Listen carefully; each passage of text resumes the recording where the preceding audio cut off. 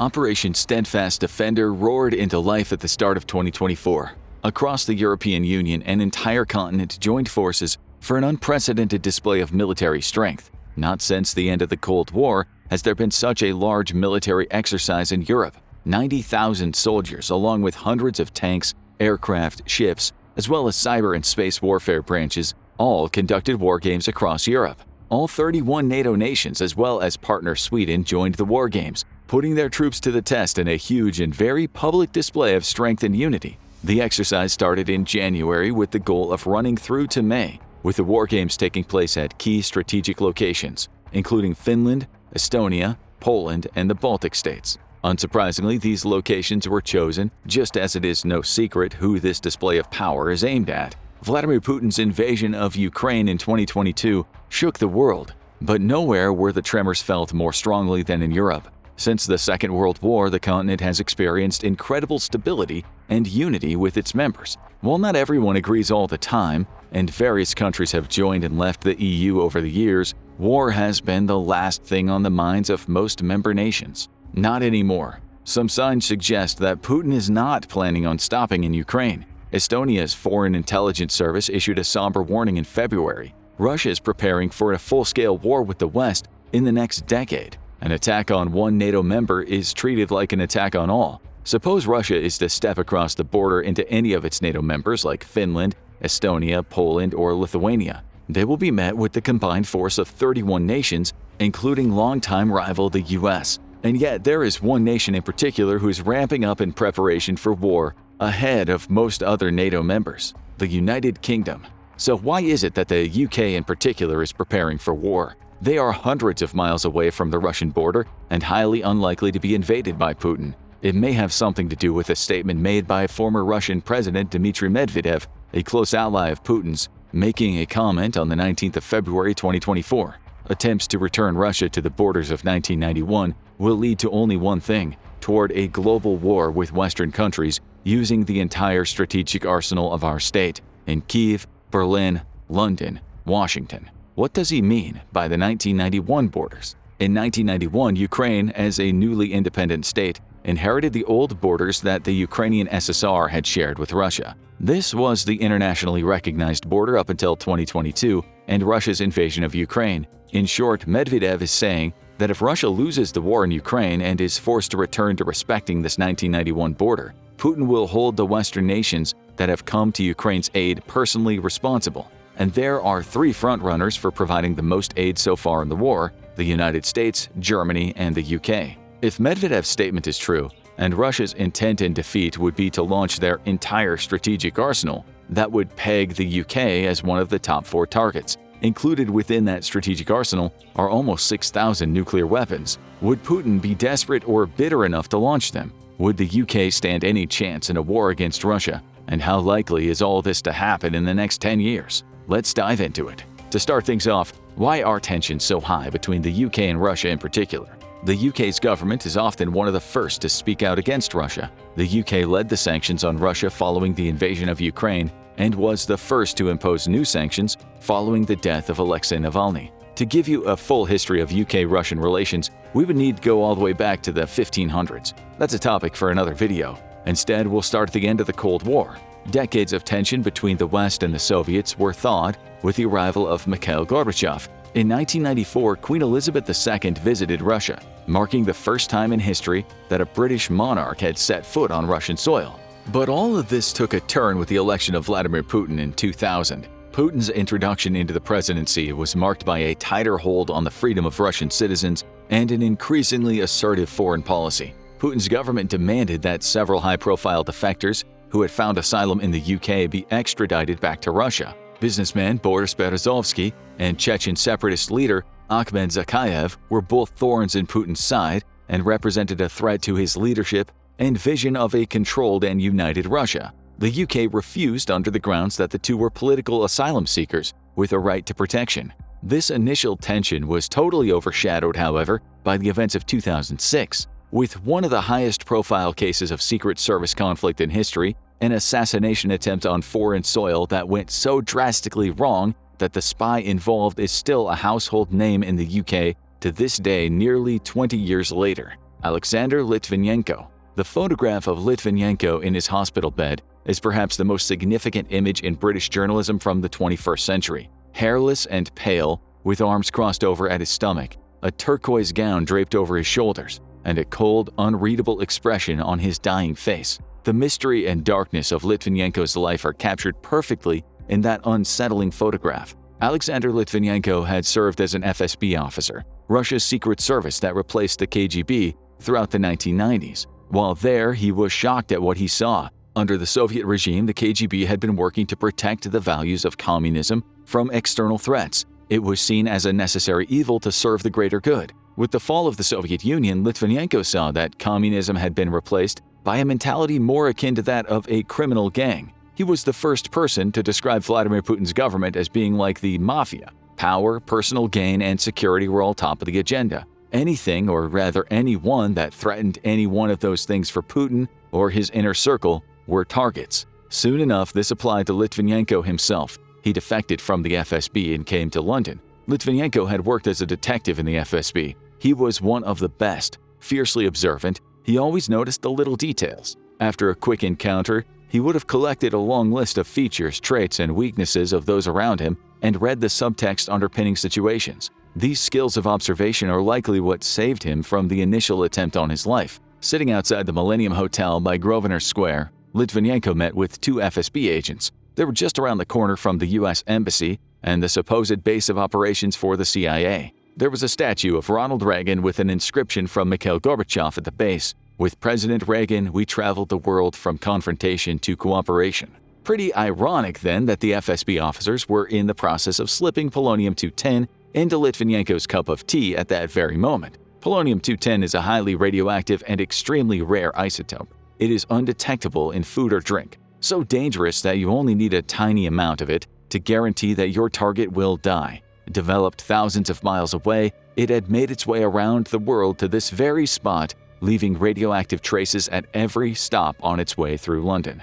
Litvinenko did not see the poison go into his drink, yet he still did not drink it. The man was a patron of exiled businessman Boris Berezovsky and a former FSB agent. If there was one person in the world who knew not to trust a drink from a fellow Russian, it was him. Litvinenko had a target on his back, and he knew it. He hadn't been laying low since coming to the UK 6 years earlier. He had been one of Putin's most cutting and outspoken critics, working initially as a writer and a journalist. In 2003, he'd been approached by British MI6 agents, whom he had agreed to join. He didn't touch the radioactive cup. But the agents tried again. At the Pine Bar, they sat together under the guise of defecting to help Scotland Yard. Litvinenko's suspicions remained. A pot of tea was on the table with a few used mugs dotted around it. But the other man had moved on to stiffer drinks by the time he arrived. When the men asked him whether he'd like to order a drink, he declined. They didn't seem particularly fazed by his refusal and continued the meeting. The other men couldn't stay long. There was a football game that they were going to see. They made an offhand comment that there was still some tea in the pot if he'd like it. They even called the waiter over to give Litvinenko a clean mug. Eventually, Litvinenko relented. He peered into the teapot. It was almost empty. The others must have been drinking it already. There were dregs in their mugs. He was quite thirsty. Litvinenko poured himself a mug and sipped it. It was green tea. He didn't particularly like green tea, and even worse, it was cold. He had a couple more sips so as to not let it go to waste, but he gave up on it pretty quickly. But getting up to leave the bar, Litvinenko could already tell something was wrong. Those men had come here to kill him. He knew that for sure. Had he misjudged them? Had they failed? Forensics experts later combed over the bar in great detail. They tested everything from the furniture down to the cutlery. Painting a picture of what had happened was so easy they wouldn't have needed CCTV. The teapot that Litvinenko had poured his drink from registered over 100,000 becquerels per centimeter squared. Just 10% of that level of radiation was enough to kill a person. The table alone where they sat was just 20,000 becquerels. Worst of all, nobody knew what had just taken place. The staff at the bar put the teapot in the dishwasher with everything else multiple times and served countless guests at that table before the police got to the scene. Weeks later, by this point, the entire bar was a radioactive disaster. Tracing the damage caused by this kind of radiation is incredibly difficult. How do you track down random people who went to a bar they might not even remember the name of? How do those people connect the sudden onset of cancerous cells in their bodies to a cup of tea they drank in London one afternoon? Even Litvinenko didn't know what happened at first.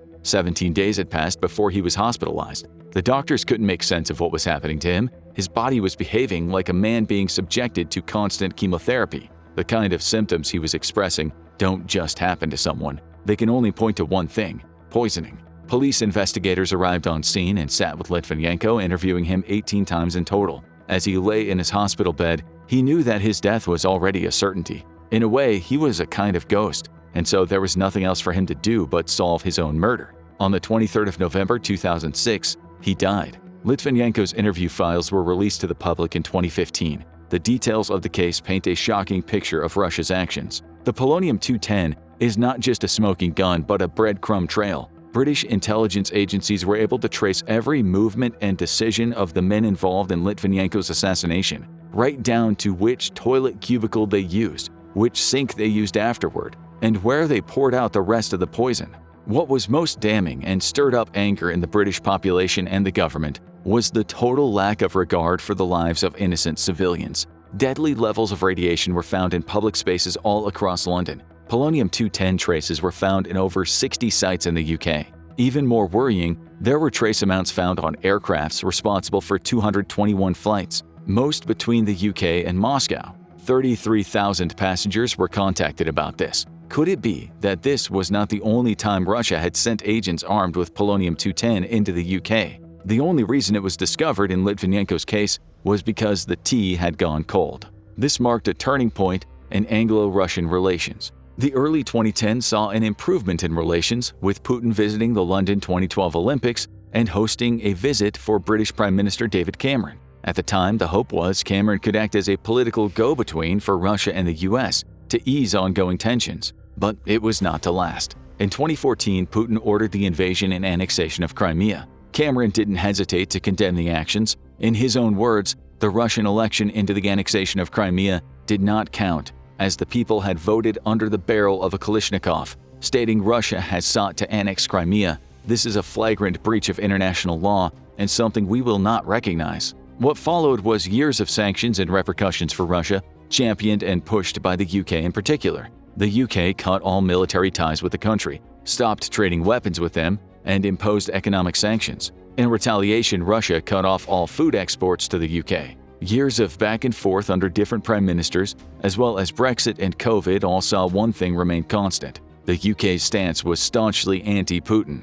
Then, history repeated itself in March 2018. In Salisbury, Russian-British double agent Sergei Skripal and his daughter Yulia were targets of a botched assassination attempt. This time, it was Novichok. Novichok is a kind of nerve agent that attacks the central nervous system, leading to respiratory problems and cardiac arrest. It was developed with 4 goals in mind. 1. Be undetectable using standard NATO chemical detection equipment. 2. To penetrate NATO chemical protective gear. 3. To be safe to handle. And 4. To circumvent the chemical weapons convention list. This was a nerve agent designed to attack NATO countries specifically, but also use loopholes to stop it from breaching international laws around chemical weapons. Sergei and Yulia Skripal were found unconscious on a bench in Salisbury by a passing nurse. Witnesses saw Yulia's eyes open but unresponsive as she foamed at the mouth. They were rushed to A&E, where they were put under intensive care. After several weeks spent unconscious, they eventually woke up. Once they were well enough, they were taken to an undisclosed location to be protected, treated, and interviewed. The UK was once again outraged at Russia and imposed even more sanctions, but the dust didn't have time to settle before there was another apparent assassination. Just a few months later, in July, there was another double poisoning of 2 British citizens using Novichok again. What was most curious was that it was just 7 miles north of Salisbury in Amesbury. Charlie Rowley had found a pretty perfume bottle in a trash can. Rowley, deciding it was too good to go to waste, gave it to Dawn Sturgis, who happily sprayed it onto her wrist. Within 15 minutes, she was dead. Rowley fell ill too, but having come into less close contact with the perfume, had survived. Investigators quickly connected the dots. The perfume was the nerve agent used in the assassination attempt of the Skripals. Whoever the Russian agent was had disposed of the bottle in a trash can to hide the evidence. Scientists examining the bottle concluded there was enough Novichok in there to kill thousands of people. The police officer who inspected the Skripals' house in a full forensic suit was hospitalized from exposure to the poison and was left with undisclosed life-altering medical conditions. In a speech that year, Chief of the General Staff, Mark Carlton Smith, underline the severity of Anglo-Russian relations. In his words, British troops must be ready to fight and win against Russia's imminent threat. The misplaced perception that there is no imminent or existential threat to the UK, and that even if there was, it could only arise at long notice, is wrong. And then in 2022, Russia invaded Ukraine. The UK at the time of this writing is the third biggest supplier of aid to Ukraine after the US and Germany since the start of the war at $15 billion. The list is extensive: hundreds of armored vehicles and tanks, artillery, air defense systems, ambulances, ammunition, drones, and so much more. Most notable are over 5,000 NLAW missiles that infantry units can fire to take out enemy tanks, which have proved highly effective during the war effort.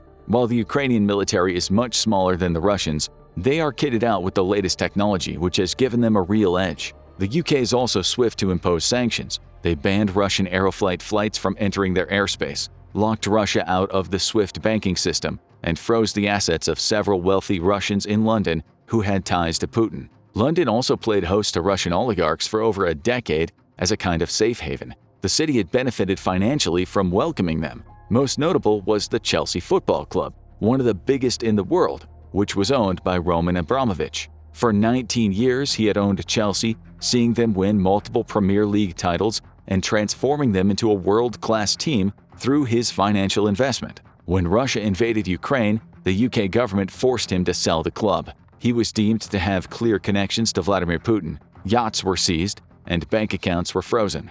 The strategy was to hit Putin's inner circle where it hurt, their wallets. For decades, Putin's friends had enjoyed massive financial prosperity. The UK was able to put a significant dent in that. It did little to persuade Putin to end the war. If anything, it's made him more vindictive. Since this point, the UK has had a direct and honest tone when talking about Russia that is rarely seen in British politics. The UK government has openly accused Russia of war crimes in Ukraine, and most recently asserted that the death of Alexei Navalny, Putin's political adversary who died mysteriously in a Russian prison in 2024, was directly caused by Vladimir Putin. The gloves are off, and the British government has shown they are in no mood to mince their words anymore. So let's get back to the question at the top of the video. How likely is it that Russia will go to war with Britain? Well, in March 2022, Russian television broadcast a hypothetical segment hosted by Dmitry Kiselyov, the head of the Russian state media group. The segment was titled "The Sinkable Island." It was a simulation of a nuclear attack on Great Britain. This was not a fringe television show, it was a prime-time threat. The outlook in the UK is grim but determined, with turbulence in UK politics as an election year looms, and the balance of power looks to change hands from a conservative government to Labour. One thing is clear: the anti-Putin policies will remain. The UK is set to continue upping its sanctions as imports of Russian diamonds, copper, and aluminum are banned. There is a growing sense of tension as the UK sends 50 of its Challenger tanks to join the war games across Europe. Major Simon Robertson, the second in command of 17 Port and Maritime Regiment, Royal Logistic Corps, said grimly as the tanks were transported away that Britain needs to be ready for anything.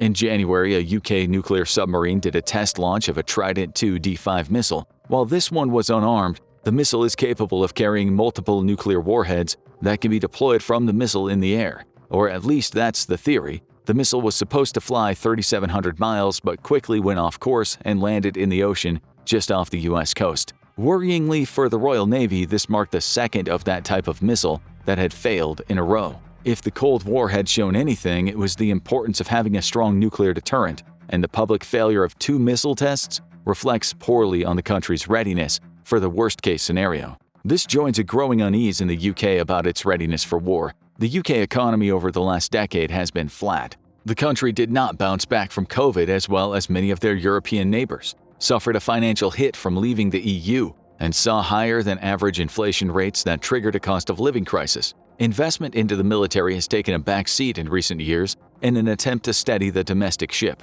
One example is the UK's fleet of tanks. 213 in total, it pales in comparison to the 1,750 sitting in Russia's inventory. A new upgrade to the Challenger 3 variants is in progress, but only 148 of the UK's tanks will see the upgrade. It's costing £800 million, but critics within the UK government argue that that is not enough. British soldiers have been spending time in Finland, Poland, and Estonia over the last year. Each country would be a potential target for a Russian invasion, and each is a member of NATO. Should Putin choose to expand his borders even further than just to Ukraine, one of these countries would likely be a target. However, if he were to invade them, he would be met with the might of all 31 NATO countries. Many unknown entities are hiding in the fog of the next 10 years. The Ukraine conflict's outcome will likely be decisive in setting the course. Should Russia successfully take over the whole country, perhaps they'll set their sights on another target. Perhaps NATO will be forced to step in to protect Ukraine from total collapse.